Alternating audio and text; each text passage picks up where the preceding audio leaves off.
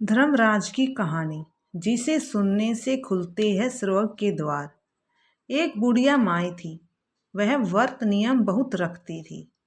एक दिन भगवान के घर से यमदूत लेने आए। बुढ़िया माई यमदूत के साथ चली गई। आगे गहरी नदी बह रही थी। बुढ़िया माई डूबने लगी। तब यमदूत ने पूछा, माई, गाय दान की हुई है क्या?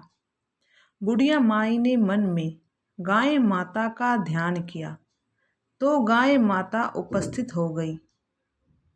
गाय की पूंछ पकड़कर बुढ़िया माई ने नदी पार कर लिया। आगे गई तो काले कुत्ते खाने को दौड़े।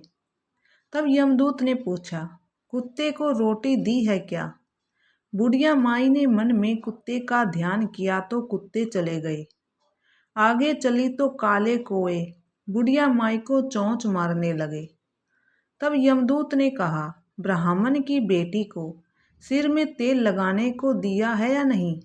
बुढ़िया माई ने ब्राह्मण की बेटी को याद किया तो कोए ने चोंच मारना छोड़ दिया। आगे गई तो पैरों में कांटे चुभने लगे। यमदूत ने कहा, चप्पल दान किया है? बुढ़िया माई ने याद किया तो चप्पल पैरों में आ गई।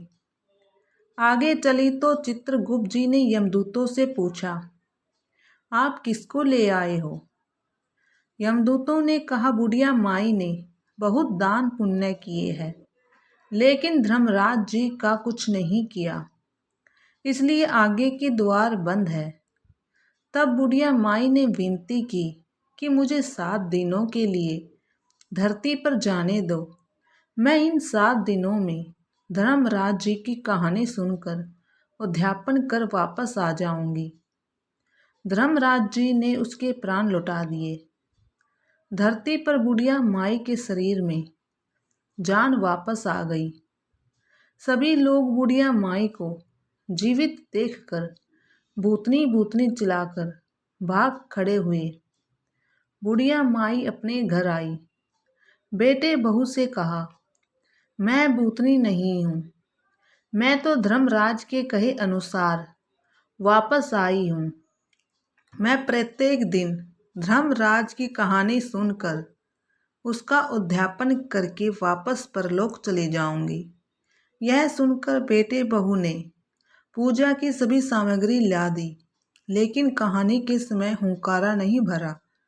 तब बुढ़िया माई पड़ोसन के पास गई। पड़ोसन ने कहानी सुनी और हुंकारा भी भरा।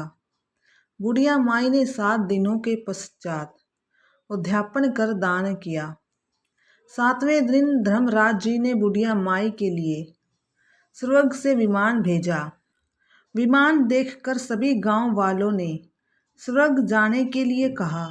तब बुढ़िया माई ने कहा, मेरी कहानी तो केवल पड़ोसन ने सुनी है। यह सुनकर सभी गांव वाले ने बुढ़िया माई के पांव पकड़ लिए और धर्मराज की कहानी सुनाने को कहा। बुढ़िया माई से कहानी सुनने के बाद सभी गांववासी विमान में बैठकर स्वर्ग पहुंच गए। सभी गांववासी को देखकर धर्मराज ने कहा, मैंने तो केवल बुढ़िया माई के लिए विमान भेजा था। बुढ़िया माई ने कहा, मेरी कहानी इन सब ने सुनी है, इसलिए मेरा आधा पुण्य इनको दे दो और स्वर्ग में वास भी दो। तब धर्मराज जी ने सभी गांववासियों को स्वर्ग में वास दे दिया। सो हे धर्मराज जी, जैसे बुढ़िया माई को स्वर्ग दिया वैसे सबको देना। कहानी सुनने वालों को, कहने वालों को